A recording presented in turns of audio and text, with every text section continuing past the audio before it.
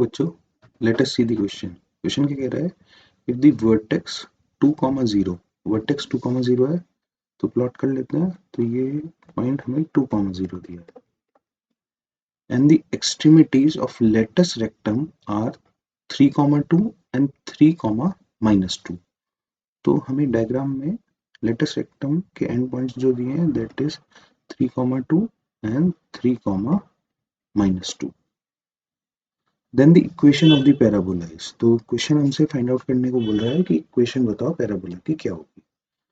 अब L1 L2 अगर latus rectum के एंड पॉइंट्स हैं तो हम उसकी हेल्प से फोकस निकाल सकते हैं, क्योंकि फोकस क्या होता है मिड पॉइंट। तो फोकस विल बी 3 + 3/2, 2 + -2/2। तो दिस विल बी 3,0 है ना। तो ये जो हमारा फोकस है दिस विल बी 3,0। अब फोकस आ गया हमारे पास, तो डायरेक्ट्रिक्स की फुट निकाल लेते हैं। तो डायरेक्ट्रिक्स की फुट को मैं लेट से क्यू से रिप्रेजेंट करता हूँ। तो हमें पता है जो वर्टेक्स होता है that is the mid point of foot of perpendicular foot of directrix and focus. तो अगेन क्यू के कोऑर्डिनेट्स को अगर हम x1, y1 मान लेते हैं तो हम बोल सकते हैं x1 + 3/2 will be equal to 2, क्योंकि वर्टेक्स मिड पॉइंट है तो मिड पॉइंट फार्मूला लगा रहे हैं। And y1 + 0/2 will be equal to 0। तो यहाँ से x1 हमारा आ गया 1 और y1 आ गया हमारा 0। तो यानी 1,0 will be foot of directrix.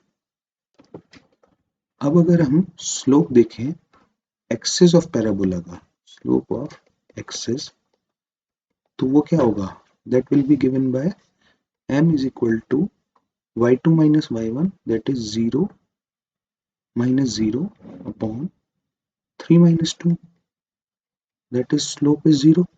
तो ये बेसिकली क्या है, दिस इज x एक्सिस। तो axis of parabola lies on the x axis. तो जो डायरेक्ट्रिक्स है हमारी वो किस पे लाई करेगी, that will be parallel to y axis. तो पैरेलल टू y एक्सिस होगी और 1,0 से पास करती है वो। तो 1,0 से पास करती है, तो देयरफॉर इक्वेशन ऑफ डायरेक्ट्रिक्स क्या हो जाएगी, इक्वेशन ऑफ डायरेक्ट्रिक्स हमारी हो जाएगी x इक्वल टू 1। तो अब बच्चों हमें ध्यान से देखें तो हमें डायरेक्ट्रिक्स की इक्वेशन मिल गई और हमें फोकस मिल गया। तो हमने पढ़ा है बाय डेफिनेशन कि पैराबोला जो होता है it is any point whose distance from focus is equal to distance from the directrix.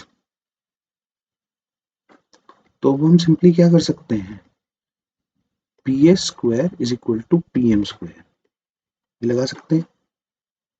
तो PS क्या हो जाएगा by distance formula, it will be x - 3 whole square plus y - 0 whole square.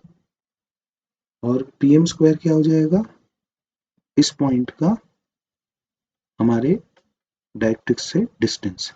तो that will be equal to x - 1 के mod का square. तो अब अपन इसको सॉल्व कर लेते हैं। तो ये आ जाएगा x² + 9 - 6x + y² is equal to x² + 1 - 2x। This implies x² से x² कैंसिल, तो y² will be equal to 4x - 8। तो अगर हम देखें हमें C ऑप्शन दिख रहा है, y² is equal to 4x - 8, and C is the correct option. I hope you understood well. Thank you.